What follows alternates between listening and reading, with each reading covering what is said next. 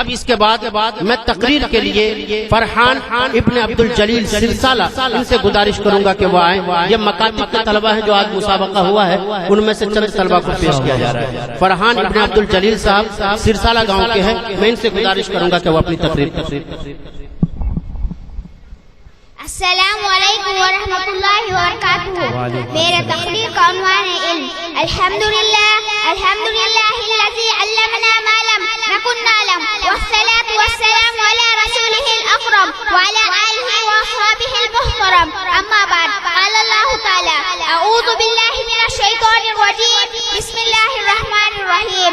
اقرأ وربک الاکرم الذی علم بالقلم علم الانسان ما لم یعلم. صدر حضرات اکابر، دوستوں اور بھائیوں، اسی شاعر نے کہا ہے علم وہ دولت ہے جو لٹتی نہیں، علم وہ دولت ہے جو لٹتی نہیں، خرچ کرنے سے کبھی گھٹتی نہیں. محترم بزرگوں، روشنی کسے پسند نہیں، شب تاریخ میں ماہتاب اندھیرے کمرے میں گمگمے کسے اچھے نہیں لگتے. ٹھیک یہی بات علم پر صادق آتی ہے. وہ کون سی چیز تھی جس نے حضرت آدم علیہ السلام کو فرشتوں سے افضل بنا دیا؟ وہ کون سی طاقت ہے جو انسان کو اشرف المخلوقات بنائے ہوئے ہے؟ وہ علم ہے. بھائیوں اور دوستوں، ہم مسلمان ہیں، اللہ تعالیٰ اور اس کے رسول صلی اللہ علیہ وسلم پر ایمان رکھتے ہیں. واقعہ یہ ہے کہ اگر ہم علم نہیں رکھتے تو ہم مسلمان ہو نہیں سکتے. مسلمان اور جاہل رہے، مسلمان ان پڑھ ہو، یہ ہو نہیں سکتا. اللہ کی کتاب علم کے اندر جگہ جگہ بیان کی گئی ہے.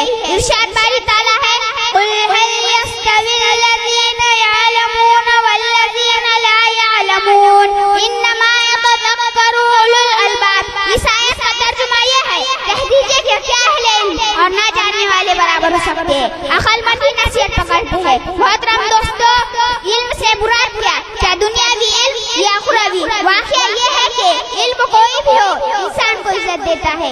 انسان علم ہی سے کمال پاتا ہے. فوج، لاؤ، لشکر اور مال و دولت اسے واقعہ میں عزت نہیں دیتے. اسی لیے ہر انسان کو چاہیے کہ وہ علم کے حصول کے لیے سرگرم رہے.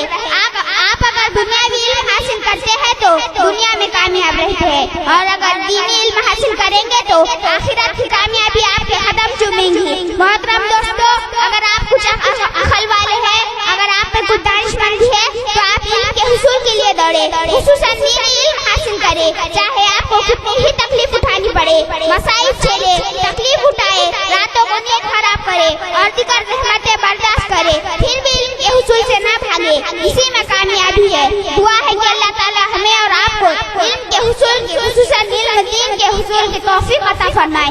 آمین. ایک شعر کے ساتھ میں اپنی تقریر ختم کرتا ہوں. آرام طلب جو ہوتا ہے وہ علم کی دولت ہوتا ہے. آرام طلب جو ہوتا ہے وہ علم کی دولت ہوتا ہے. جو علم کا طالب ہوتا ہے وہ رات کو دن کر لیتا ہے. وما توفیقی الا باللہ.